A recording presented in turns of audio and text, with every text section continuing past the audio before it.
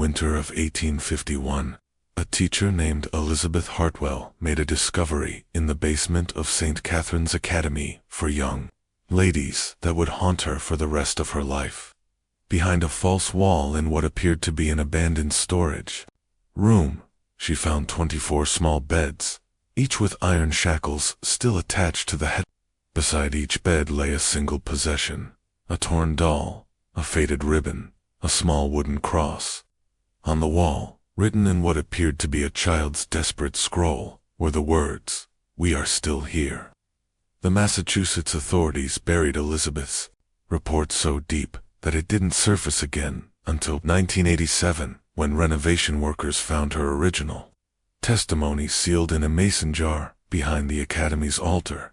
What they discovered about the fate of those 24 orphan girls would reveal one of New England's most carefully guarded secrets, a secret that 3 women, calling themselves nuns, had killed to protect. Before we continue with the story of St. Catherine's Academy, I need to tell you something important. This channel isn't for everyone, only for those brave enough to uncover the darkest secrets that history tried to bury.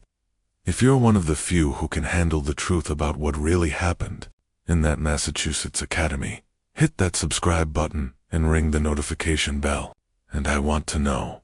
Comment below and tell me what state you're listening from. Are you brave enough to hear what happened to those 24 girls? Let's find out together. But first, we need to understand how a place of supposed sanctuary became a house of horrors. The year was 1834, and Massachusetts was experiencing unprecedented growth. The Industrial Revolution had transformed cities like Boston and Worcester into bustling centers of commerce. But it had also created a darker problem. Thousands of orphan children, with nowhere to go. Salem, Massachusetts, in 1834, was a city, still carrying the weight of its infamous past. While the witch trials were nearly a century and a half behind them, the people of Salem remained deeply religious and suspicious of anything that seemed unusual or out of place. The Congregationalist churches dominated the religious landscape, their stark white steeples reaching toward gray New England skies like accusing fingers. It was in this atmosphere of rigid puritanical devotion that St. Catherine's Academy for young ladies was established on Gallows Hill Road, a location that seemed almost mockingly appropriate given what would later transpire there. The Academy occupied a imposing 3-story brick building that had once served as a private mansion for a wealthy merchant family. Its Gothic Revival architecture with tall, narrow windows and steep gabled roofs gave it an air of respectability. That would prove to be nothing more than an elaborate facade. The Academy advertised itself as a Christian institution dedicated to the moral and educational development of orphaned young ladies ages 12 to 17. The promotional materials printed on expensive paper and distributed throughout New England promised refinement in manners, excellence in domestic arts, and careful placement in respectable Christian households. Parents who had died of consumption, cholera, or industrial accidents could rest easy knowing their daughters would be well cared for at St. Catherine's.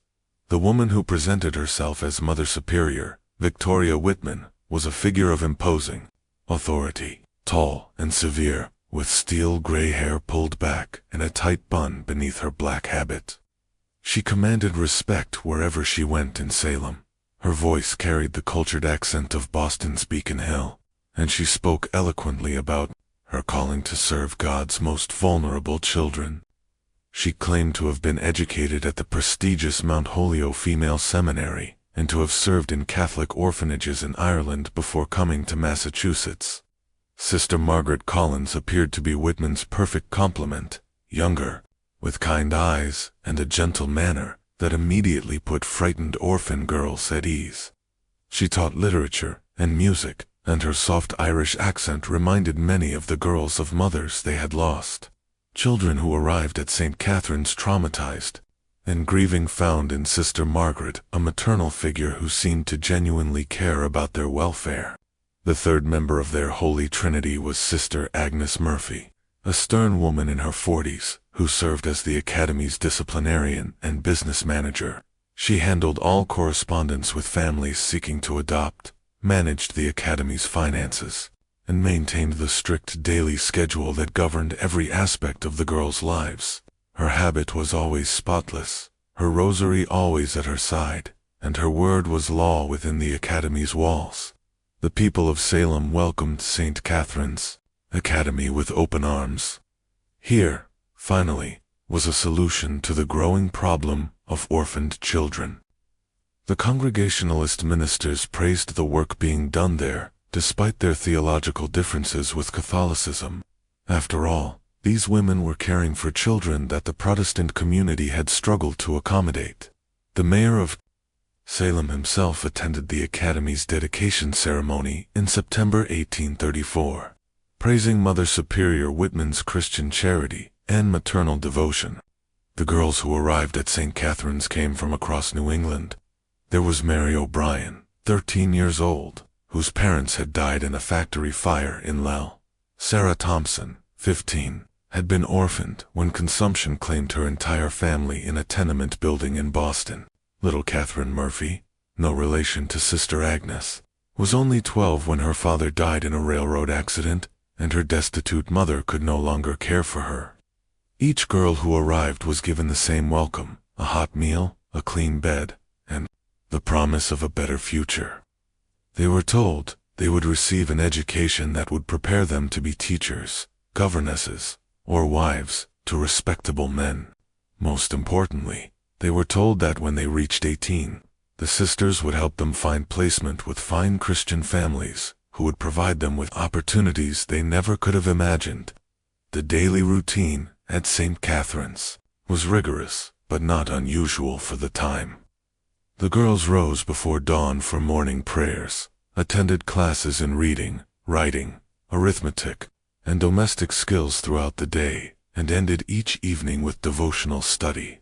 They wore simple gray dresses and white aprons, their hair pulled back in modest styles. They learned to embroider, to manage a household, to cook simple meals, and to conduct themselves as proper Christian ladies. From the outside, St. Catherine's Academy appeared to be everything it claimed to be. The few visitors who were allowed inside saw well-behaved girls engaged in their studies, clean dormitories with simple but adequate furnishings, and devoted religious women who had sacrificed worldly pleasures to serve God's children. When local ministers or government officials visited, they saw exactly what Mother Superior Whitman wanted them to see, but there were things that visitors didn't see. They didn't see the third floor of the building, which was always kept locked and was explained as storage for seasonal items. They didn't see the basement workshop, where, according to Mother Superior Whitman, the girls learned advanced domestic skills, a workshop that was always empty when visitors were present. They didn't notice that while new girls regularly arrived at the Academy, none of the longtime residents seemed to be aging out of the program. Most importantly, they didn't question why in 17 years of operation, not a single girl who had been placed with a Christian family had ever written to friends still at the Academy, or returned for a visit, or been seen anywhere in Massachusetts. Again, the first sign that something was terribly wrong at St. Catherine's Academy came not from within its walls, but from a completely unexpected source. A young woman named Emma Prescott, who worked as a seamstress in Boston's North End. It was a cold February morning in 1843. Nearly 9 years after Thimme's founding, when Emma was walking to work through the narrow streets near the harbor. As she passed an alley between two brick tenements, she heard something that stopped her in her tracks. A young voice singing a lullaby that she recognized immediately. It was a song that her friend Mary O'Brien used to sing at the textile mill, where they had both worked before Mary's parents died in the fire. Emma followed the sound to a small window on the second floor of a building that she knew, by its reputation to be one of Boston's most notorious brothel. The window was covered with heavy curtains, but through a small gap, she caught a glimpse of a young woman with dark hair and familiar features. Even after 3 years, Emma was certain she was looking at Mary O'Brien, The same Mary O'Brien, who was supposed to be living happily with a Christian family somewhere in Massachusetts. What Emma saw in that brief moment would haunt her forever. Mary, if it was indeed Mary, appeared to be wearing a silk dress that was far too sophisticated for a girl of 16. Her hair was arranged in an elaborate style that seemed completely at odds with the modest orphan girl Emma remembered. But it was Mary's eyes that disturbed Emma most. They held a hollow, distant expression that spoke of experiences no child should ever endure. Emma stood frozen in that alley for several minutes, trying to convince herself that she had been mistaken. But the lullaby continued, and the voice was unmistakably Mary's. When Emma finally gathered the courage to approach the building's front door, she was met by a large man who made it clear that respectable young ladies had no business in that part of town. That evening, Emma wrote a letter to St. Catherine's Academy addressing it to Mary O'Brien and asking about her friend's welfare. She mentioned that she thought she had seen Mary in Boston and wondered if she might be visiting the city. Emma expected a prompt reply, explaining that Mary was well and happy with her adoptive family, perhaps even including a letter from Mary herself. Instead, Emma received a response that chilled her to the bone. Sister Agnes Murphy wrote back within a week, but her letter raised more questions than it answered. She thanked Emma for her concern, but explained that Mary O'Brien had been placed with a devout family in western Massachusetts more than 2 years earlier. The family, she wrote, had specifically requested privacy and did not wish to maintain correspondence with Mary's former acquaintances. Sister Agnes added that Mary was thriving in her new environment and had expressed her desire to focus entirely on her new life. The letter's tone was formal and final, clearly meant to discourage any further inquiries, but Emma noticed something odd about the handwriting. Having worked as a seamstress, she had developed a keen eye for detail, and she was certain that the letter had been written by 2 different people. The main text appeared to be in Sister Agnes's careful script, but the signature at the bottom looked different, more hurried, as if someone else had signed Sister Agnes's name. Emma might have let the matter drop. But 3 months later, she had another disturbing encounter. While shopping at Faneuil Hall, she saw a well-dressed gentleman leading a young girl by the arm toward a waiting carriage. The girl was perhaps 14 years old, with light brown hair and freckles across her nose.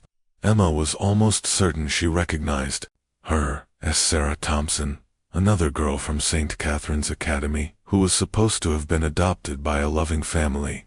But this girl wasn't dressed like the daughter of a respectable family. Her clothing was expensive, but inappropriate for a child her age.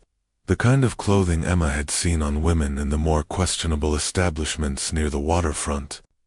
The girl's eyes held the same hollow expression Emma had seen in Mary's face, and she moved with the listless compliance of someone who had learned not to resist.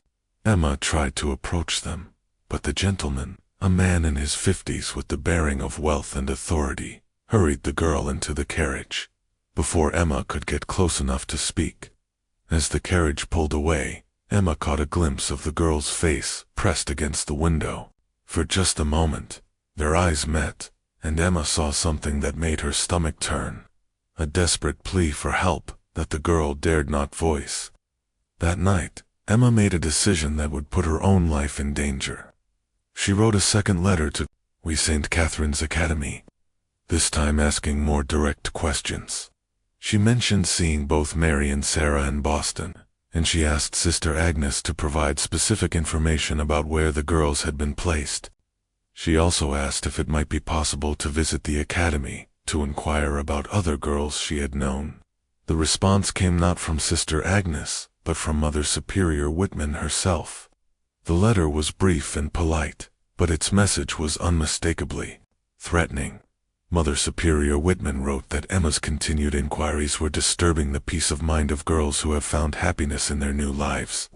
She suggested that Emma's imagination might be leading her to see familiar faces, where none existed, and she strongly advised that Emma focus on her own circumstances rather than dwelling on the past. The letter concluded with words that Emma would never forget. Young women who persist in pursuing matters that do not concern them often find that their own safety and reputation may be called into question. I trust that a sensible girl like yourself will understand the wisdom of allowing sleeping dogs to lie. Emma understood the threat perfectly, but she also understood that she had stumbled upon something far more sinister than a simple case of miscommunication. Two girls who were supposed to be living with Christian families were instead appearing in circumstances that suggested a fate far worse than orphanhood.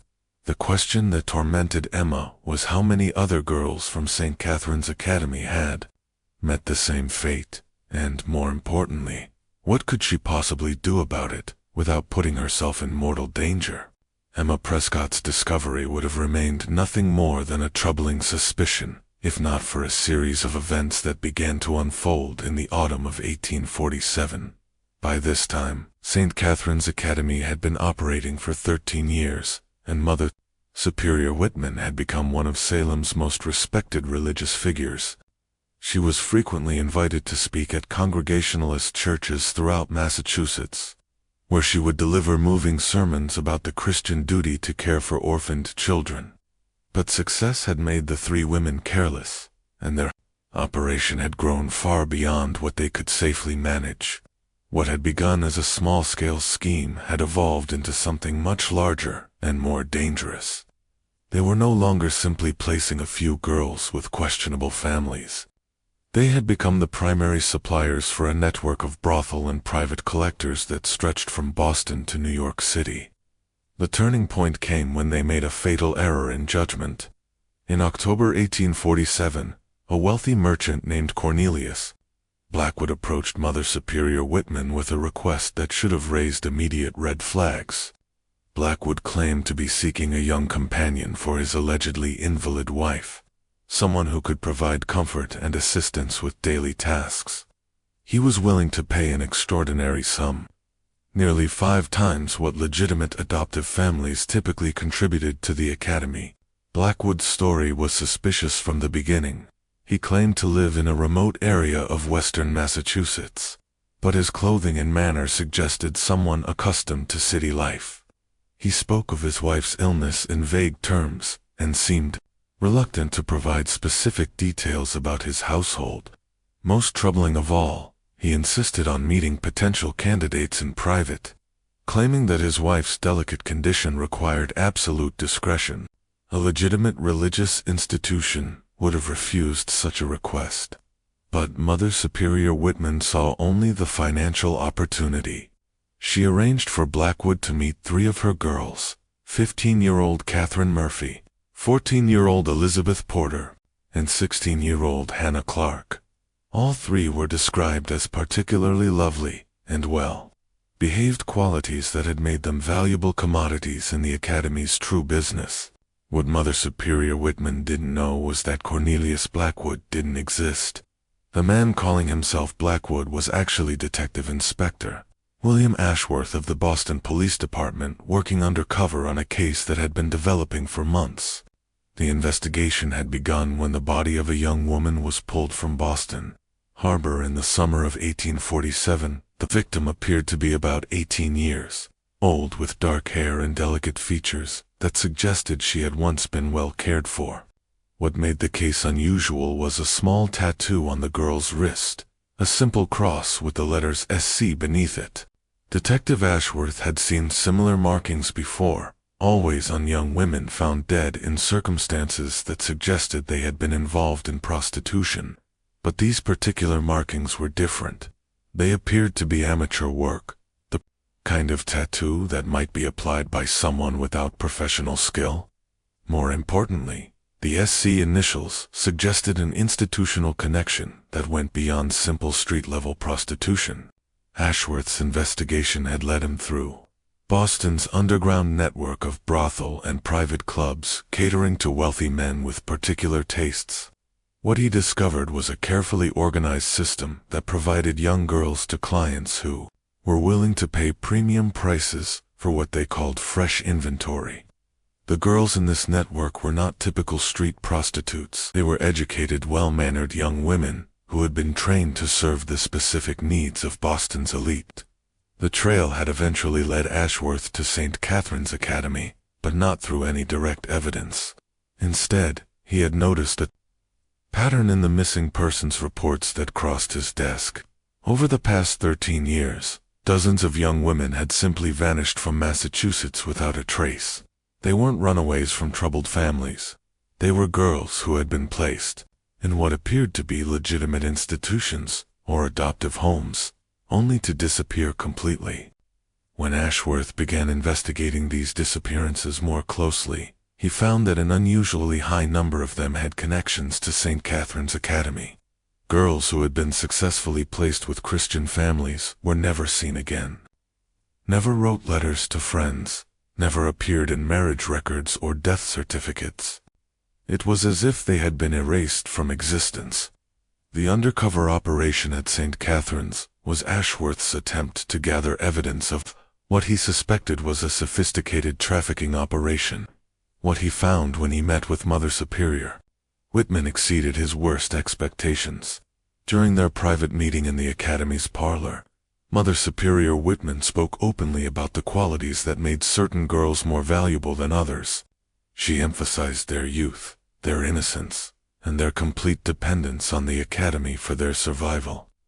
She hinted that clients with particular requirements could be accommodated, and she made it clear that discretion was guaranteed as long as the price was right.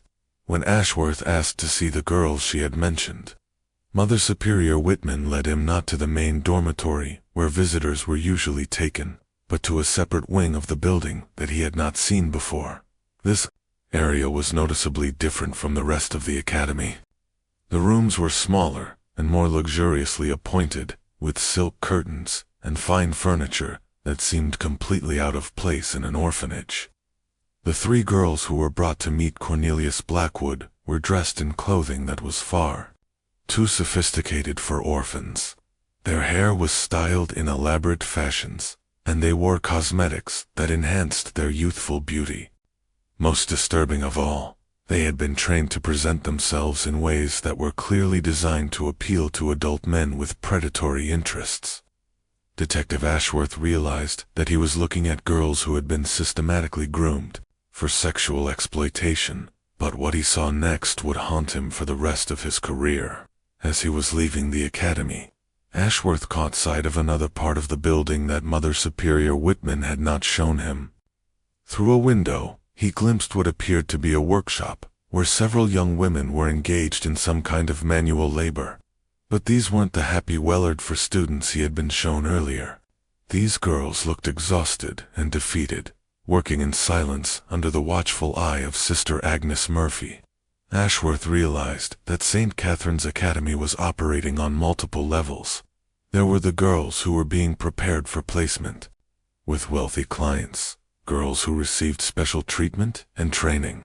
There were the girls who were used for manual labor within the Academy itself. And based on the evidence he had gathered, there were girls who simply disappeared when they were no longer useful to the operation.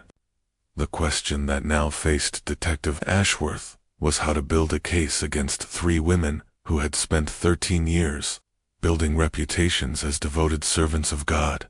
They had the support of Salem's religious community, the respect of government officials, and the protection that came from serving what appeared to be a noble cause. But Ashworth had one advantage that Mother Superior Whitman didn't know about. Emma Prescott had finally found the courage to approach the Boston police with her suspicions. Her testimony, combined with the evidence Ashworth had gathered undercover, would form the foundation of a case that would expose one of New England's most carefully guarded secrets. Detective Ashworth knew that exposing the truth about St. Catherine's Academy would require more than his undercover observations and Emma Prescott's testimony. He needed irrefutable evidence, and he needed witnesses who could testify to what they had seen. The problem was that the operation had been designed to eliminate witnesses and anyone who might have knowledge of the Academy's true activities had either been silenced or was too terrified to speak. The breakthrough came from an unexpected source, Dr. Nathaniel Webb, The physician who served as the Academy's medical examiner, Dr. Webb, was a respected member of Salem's medical community, a man in his 60s who had built his reputation on his discretion and his willingness to treat patients without asking uncomfortable questions. What Detective Ashworth discovered was that Dr. Webb's discretion came at a price. He had been receiving payments from St. Catherine's Academy that far exceeded what any legitimate medical practice would require. Dr. Webb's involvement with the Academy began in 1836, just 2 years after its founding. He had been called to treat a young girl who had suffered what Mother Superior Whitman described as a serious accident. The girl, who was about 14 years old, had injuries that were consistent with violent sexual assault. Dr. Webb treated her injuries and was paid handsomely for his silence. Over the years, Dr. Webb had been called to the Academy dozens of times to treat similar accidents.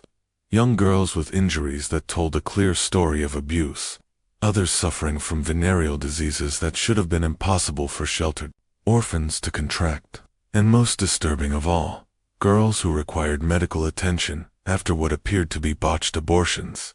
Dr. Webb had kept detailed records of these treatments, partly out of medical necessity and partly as insurance, against the day when his own involvement might be discovered. These records, which Detective Ashworth obtained through a warrant, painted a horrifying picture of systematic abuse spanning more than a decade. The medical records revealed that girls at St. Catherine's Academy were routinely subjected to physical and sexual violence. They were infected with diseases that could only have been transmitted through sexual contact with multiple partners. They suffered injuries that suggested they had been physically restrained and brutalized, and when they became pregnant as a result of their abuse, they were subjected to dangerous procedures that often left them permanently damaged or dead. But the records also revealed something else. Dr. Webb had been documenting the identities of the men who brought girls to him for treatment.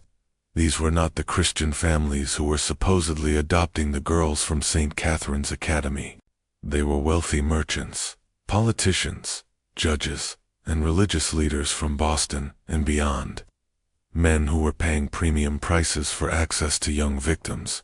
Among the names in Dr. Webb's records were some of the most prominent figures in Massachusetts society. There was Judge Harrison Cromwell, who had built his career prosecuting moral crimes while secretly patronizing the very establishments he condemned. There was Reverend Samuel Blackstone, whose sermons about the sanctity of childhood had made him famous throughout New England. There was even Mayor Robert Thornton of Boston himself, a man who had publicly praised St. Catherine's Academy for its Christian service. Detective Ashworth realized that he was looking at evidence of a conspiracy that reached far beyond 3 women running a single institution. This was a network of powerful men who had used their positions to exploit the most vulnerable members of society, secure in the knowledge that their victims had no voice and no recourse. But as Ashworth delved deeper into the case, he made another disturbing discovery. Dr. Webb's record showed that many of the girls he had treated had subsequently disappeared from his care. Girls who had been severely injured or who had contracted dangerous diseases would be brought to him for treatment, but they would never return for follow-up care. When he inquired about their welfare, he was told that they had recovered completely and had been placed with new families. Ashworth began to suspect that girls who became too damaged or too dangerous to the operation were being permanently eliminated. But proving this would require finding evidence of what had happened to girls who had vanished without a trace. The answer came when Ashworth decided to investigate the physical structure of St. Catherine's Academy itself. Using his authority as a police detective, he obtained permission to conduct a thorough search of the building under the pretense of investigating reports of building code violations. What he found in the basement of the Academy would provide the evidence he needed to bring down the entire operation. The basement had been divided into several sections, each serving a different purpose in the Academy's true business. There was a workshop where girls were forced to produce goods that were sold to supplement the Academy's income. There was a medical area where Dr. Webb had conducted his treatments away from prying eyes, and there was a section that had been designed specifically for the training of girls who were being prepared for placement with special clients. But it was the fourth section of the basement that provided the most damning evidence. Behind a false wall that had been carefully concealed, Detective Ashworth found a room that had been used as a primitive crematorium. The room contained the remains of an improvised furnace, along with fragments of human bone and teeth that had not been completely destroyed. Analysis of these remains would later reveal that they belonged to multiple individuals, all of them young females between the ages of 12 and 18. Some of the bones showed evidence of trauma that suggested violent death, while others indicated that the victims had been suffering from advanced stages of disease when they died. Detective Ashworth had found the final resting place of girls who had become liabilities to St. Catherine's Academy, girls who had been too damaged by their abuse to be profitable, girls who had threatened to expose the operation, girls who had simply outlived their usefulness. All of them had been murdered and their bodies destroyed to eliminate any evidence of their existence. But the most horrifying discovery was yet to come. In a hidden compartment near the crematorium, Ashworth found a ledger that detailed every transaction the Academy had conducted over its 13 years of operation.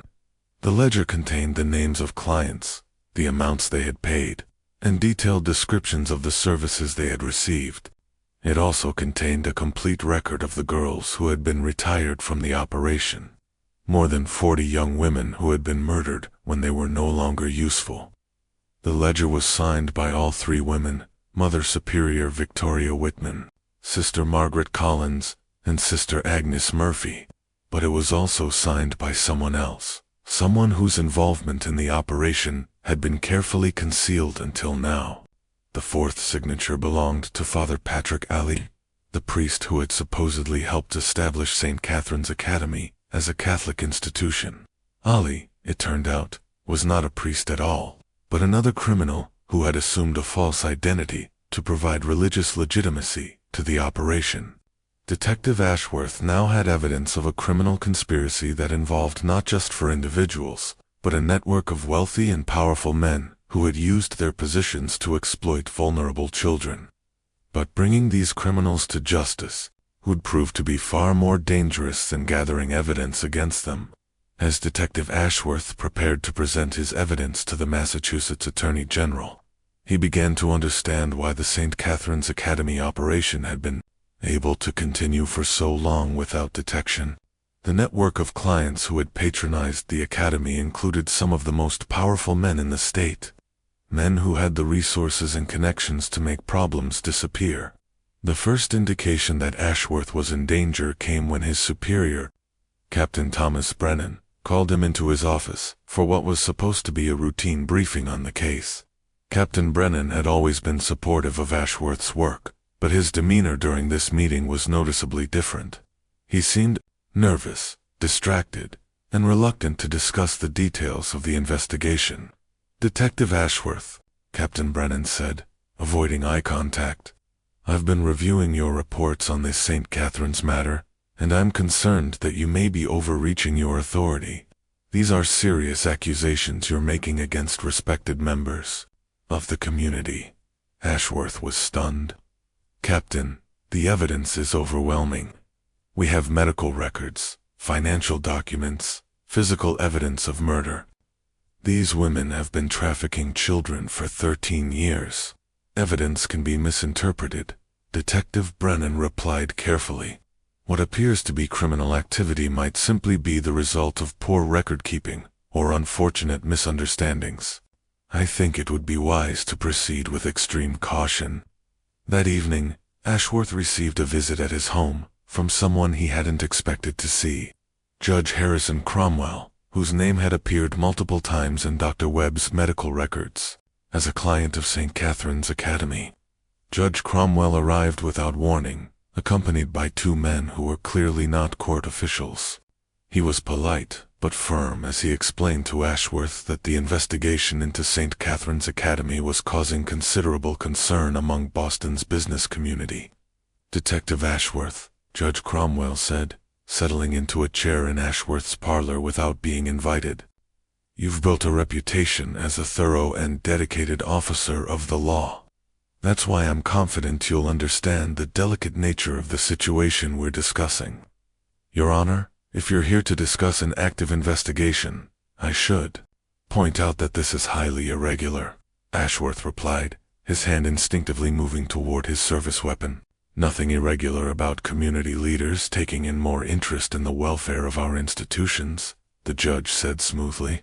St. Catherine's Academy has served this community for 13 years. The women who run it have devoted their lives to caring for orphaned children. It would be a tragedy if unfounded accusations were to destroy their good work. Judge Cromwell leaned forward, his tone becoming more direct. I understand you've been talking to Dr. Webb about his medical practice. Dr. Webb is an old man, detective. His memory isn't what it used to be, and his records, well, medical records from that era can be difficult to interpret. It would be unfortunate if an elderly physician's failing memory were to cast doubt on the sterling reputation of a charitable institution. The message was clear. Dr. Webb would not be available to testify, and his records would not be admissible as evidence. But Judge Cromwell wasn't finished. I'm also told that you've been corresponding with a young woman named Emma Prescott, he continued. Miss Prescott has been through some difficult times recently, lost her position at the textile mill, fallen behind on her rent, developed something of a reputation for instability. It would be a shame if her troubles were to worsen, because she allowed her imagination to run away with her. Ashworth felt a chill run down his spine. Are you threatening Miss Prescott, Your Honor? Not at all, Detective. I'm simply observing that young women in precarious circumstances often find their situations deteriorating rapidly. Miss Prescott would be wise to focus on her own problems rather than involving herself in matters that don't concern her. Judge Cromwell stood to leave, but he paused at the door. Detective Ashworth, you're a smart man. Smart enough to recognize when you're facing a situation that's beyond your control. There are forces at work here that you don't fully understand, and people who won't hesitate to protect their interests. I'd hate to see a dedicated officer like yourself become a casualty of his own overambition. After Judge Cromwell left, Ashworth sat in his parlor for a long time, considering his options. He knew that he was facing a conspiracy that reached far beyond what he had initially imagined. The men who had been patronizing St. Catherine's Academy weren't just wealthy clients. They were judges, politicians, and business leaders who controlled the very institutions that were supposed to ensure justice. But Ashworth also knew that he might have one advantage. The criminals had become overconfident. They had operated for so long without consequences that they believed themselves untouchable. That overconfidence might be their downfall.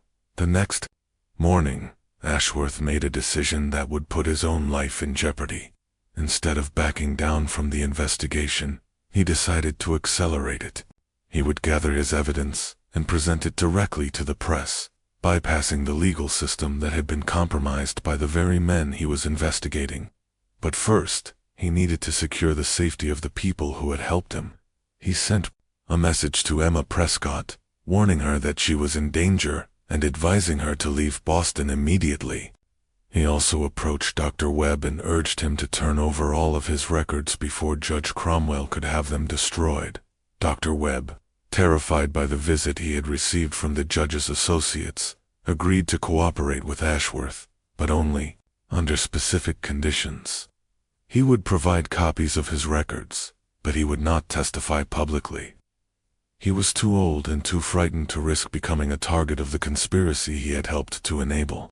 As Ashworth prepared to expose the truth about St. Catherine's Academy, he realized that he was racing against time. The people he was investigating had already begun to take steps to protect themselves, and they wouldn't hesitate to eliminate anyone who threatened their secret. The question was whether Ashworth could gather enough evidence to bring them down before they succeeded in silencing him permanently. The answer would come sooner than he expected, and in a way that would test every assumption he had made about the case. Just when Detective Ashworth thought he understood the full scope of the conspiracy, he received information that would change everything he believed about St. Catherine's Academy. If this story is giving you chills, share this video with a friend who loves dark mysteries. Hit that like button to support our content. And don't forget to subscribe to never miss stories like this. Let's discover together what Detective Ashworth was about to uncover. Because the truth about those 24 missing girls was more horrifying than anyone had imagined.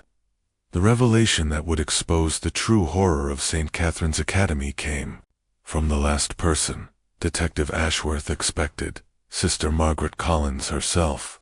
On the night of November 15, 1847, Sister Margaret arrived at Ashworth's home in a state of complete terror. Her nun's habit was torn and stained with blood. Her face bore fresh bruises, and her eyes held the wild look of someone who had seen death approaching. "Detective Ashworth," she gasped as he opened his door. "They're going to kill me.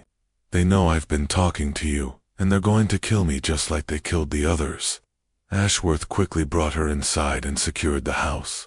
As Sister Margaret sat in his parlor, trembling with fear and exhaustion, she began to tell him a story that revealed the true nature of the women who had been running St. Catherine's Academy. "My name isn't Margaret Collins," she said, her Irish accent now completely gone, replaced by the flat tones of rural Massachusetts. "It's Martha Caldwell, and I'm not a nun. None of us are nuns, Detective. We're criminals, murderers who have been using that academy to destroy children for 13 years. The woman who had called herself Sister Margaret began to tell Ashworth the real story of St. Catherine's Academy. She, Victoria Whitman, and Agnes Murphy had met in the Massachusetts State Prison for Women in 1833, where they were serving sentences for various crimes, fraud, theft, and in Murphy's case, the murder of her own husband for his insurance money. "Victoria was the smartest of us," Martha continued, her voice barely above a whisper. "She had been educated at a real finishing school before her family lost their money. She knew how to talk like a lady, how to carry herself, how to convince people that she was something she wasn't. When we were released in early 1834, she came to us with a plan. The plan had been audacious in its simplicity. Victoria Whitman had learned that there were 3 actual nuns: Sister Catherine Morrison, Sister Mary Frances, and Sister Teresa Walsh, who had been traveling from Ireland to establish a Catholic orphanage in Massachusetts. The nuns were traveling alone, carrying the documentation and funding they needed to start their new mission. Victoria arranged to meet them when their ship docked in Boston, Martha said, her voice breaking with the memory. "We told them we were devout Catholic women who wanted to help with their mission. We offered to guide them to Salem where they planned to establish their academy. The 3 genuine nuns never made it to Salem alive. On a remote stretch of road between Boston and Salem, Victoria Whitman and her accomplices murdered the women they were supposed to be helping. They took their documents, their money, and most importantly, their identities. We buried them in a field outside of Marblehead," Martha whispered. "Victoria said that dead nuns couldn't contradict our story. We burned their real clothing and put on their habits. When we arrived in Salem, we became Sister Victoria, Sister Margaret, and Sister Agnes. The false documentation had been easy to maintain because few people in Protestant Massachusetts were familiar with Catholic hierarchy and procedures. The women's claims about their background and authority were accepted without question, and their mission to help orphan children was welcomed by the community. For the first year, we actually tried to run a legitimate orphanage," Martha continued. "We thought we could take the money we had stolen from the real nuns and build a life for ourselves. But Victoria had bigger plans. She realized that there was much more money to be made from the girls than from simply caring for them.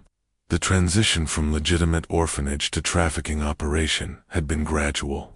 It began when a wealthy Boston merchant approached Victoria Whitman about adopting a girl, but made it clear that his intentions were not paternal. Victoria realized that there were men willing to pay extraordinary sums for access to young, vulnerable girls who had no family to protect them. Victoria started by identifying girls who wouldn't be missed, Martha explained. Girls who had no relatives, no friends outside the academy, no one who would ask questions if they disappeared. She would tell the community that these girls had been placed with wonderful families, and everyone believed her because she was Mother Superior Victoria Whitman, a devoted servant of God. But the operation had grown far beyond what Martha had ever imagined it would become.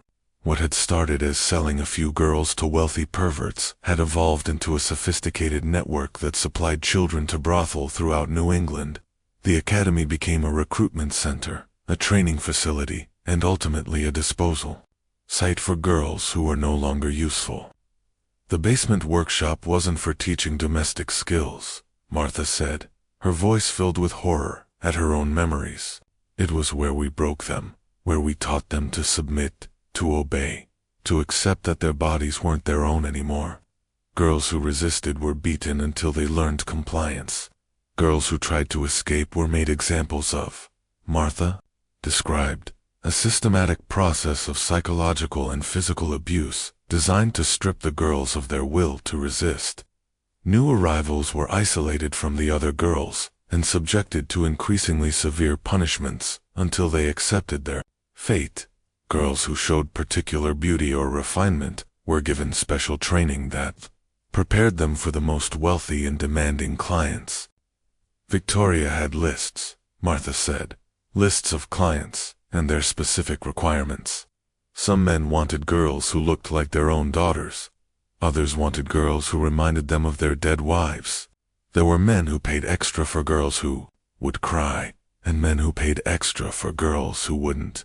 The most disturbing revelation was what happened to girls who became pregnant, contracted diseases, or simply aged out of their usefulness. Dr. Webb's treatments had been attempts to maintain the girls' value as commodities. But when those treatments failed, the girls were eliminated. Victoria called it retirement, Martha said, the euphemism sounding obscene in the context of child murder. Agnes would take them down to the basement, and they would never come back. At first, Victoria told me they were being sent to other institutions, but I knew that wasn't true.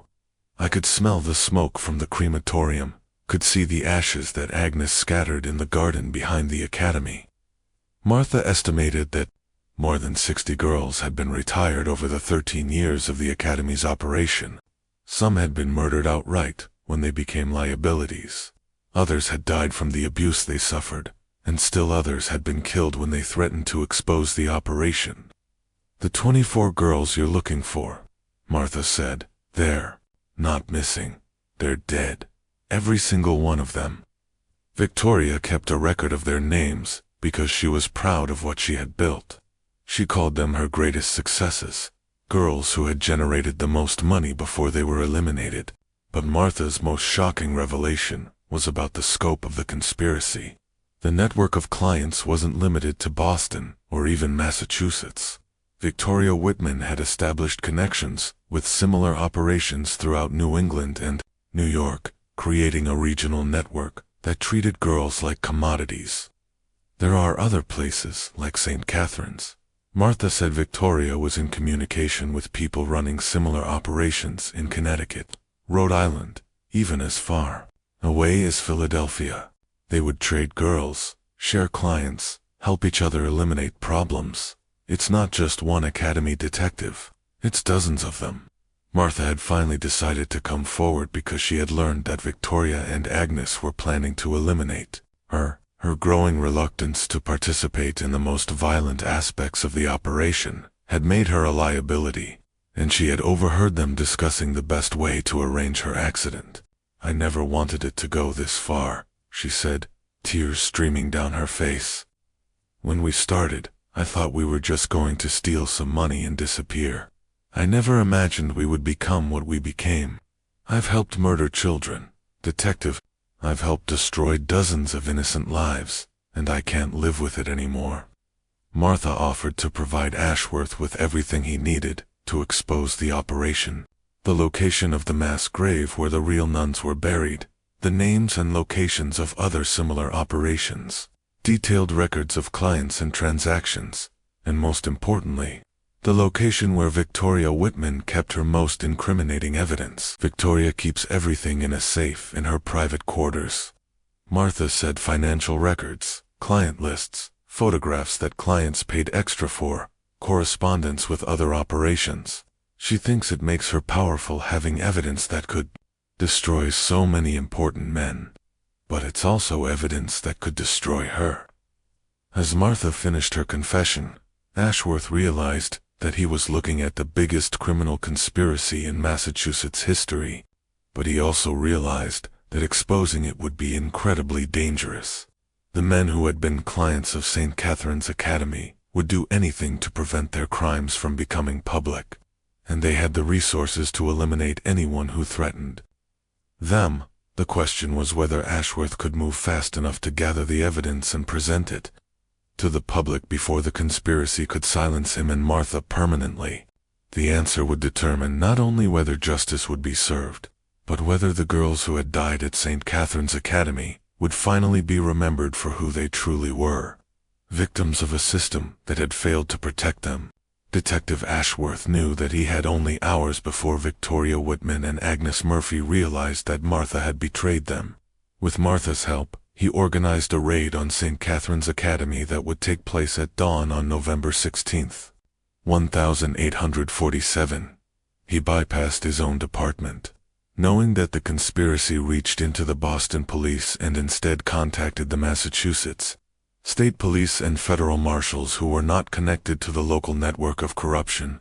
The raid on St. Catherine's Academy revealed horrors that exceeded even Ashworth's expectations. In Victoria Whitman's private safe, investigators found detailed records of 127 girls who had been trafficked through the academy over 13 years. 68 of them had been murdered when they were no longer useful, including the 24 girls whose names would eventually give this case its enduring notoriety. The evidence also revealed the scope of the client network. The list included not just Massachusetts officials, but wealthy men from across New England and New York. Among them were 3 federal judges, 12 state legislators, 5 mayors, and dozens of prominent businessmen and religious leaders. The scandal would eventually reach as high as a member of Congress and a federal cabinet member. Victoria Whitman was arrested while attempting to flee to Canada with a suitcase full of gold coins and jewelry that had been payment from clients. Agnes Murphy was found in the basement of the academy, destroying evidence in the crematorium, where so many girls had met their end. The false father Ali had disappeared completely and was never found. The trials that followed were among the most sensational in Massachusetts history.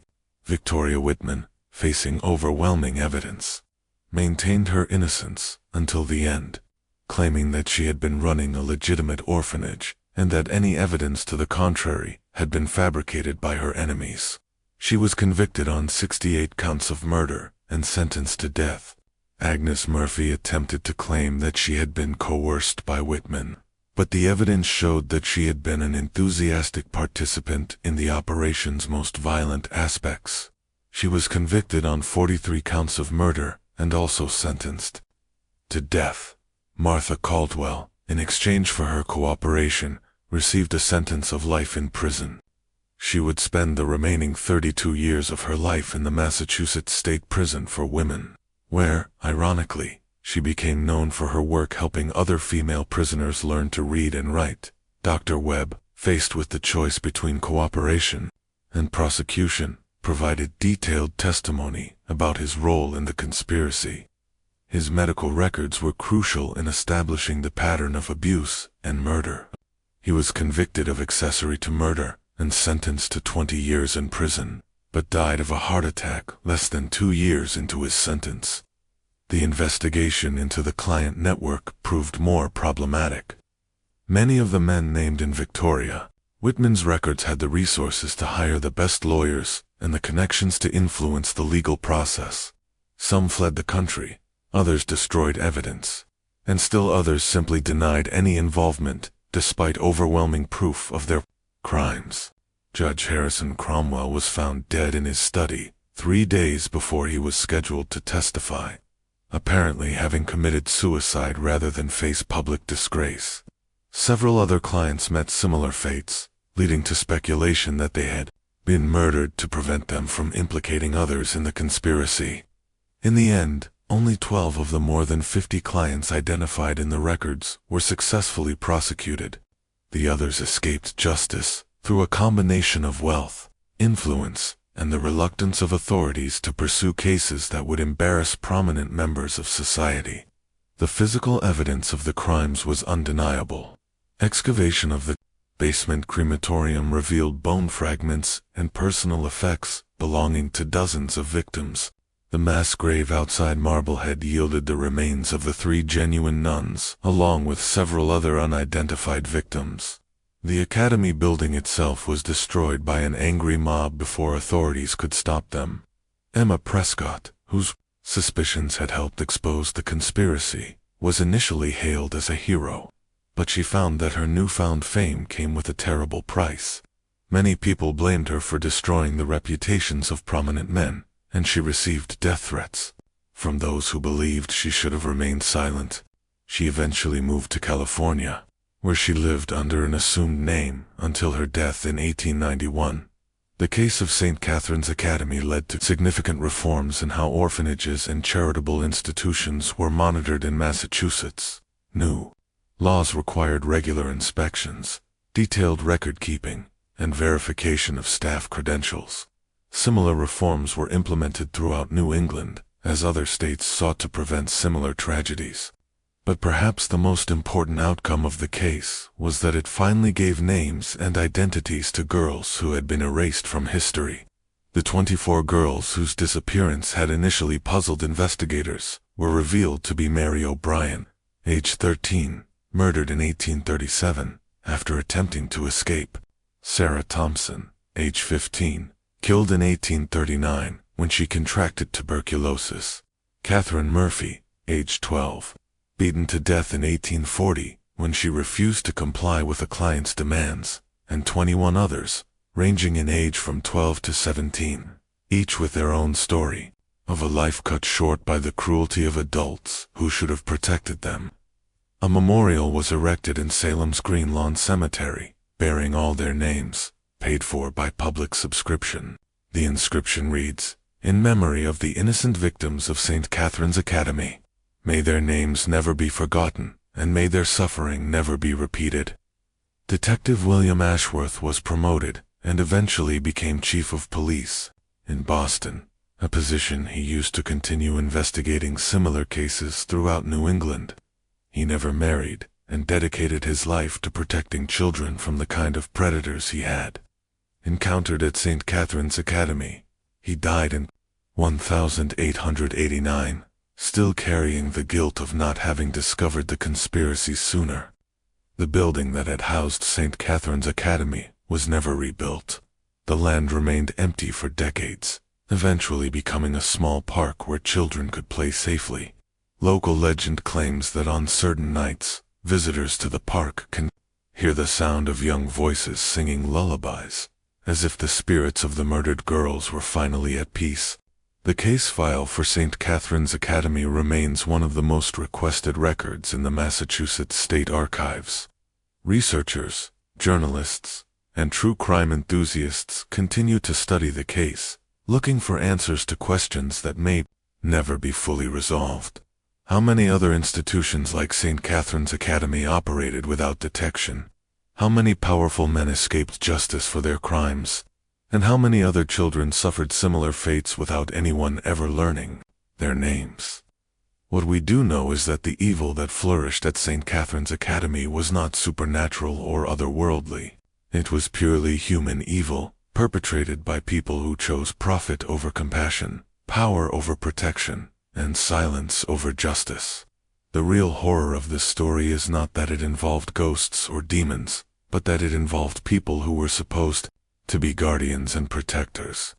The 24 girls who never left St. Catherine's Academy finally found peace, not through supernatural intervention, but through the courage of people like Emma Prescott and Detective Ashworth, who refused to let their deaths be forgotten.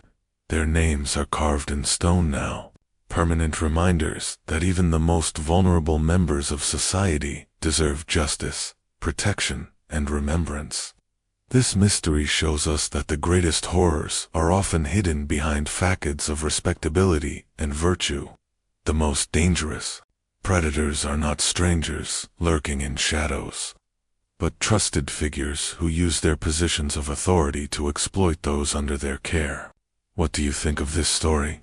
Do you believe everything was revealed, or could there have been even darker secrets that died with Victoria Whitman? Leave your comment below. If you enjoyed this tale and want more horror stories like this, subscribe, hit the notification bell, and share with someone who loves mysteries.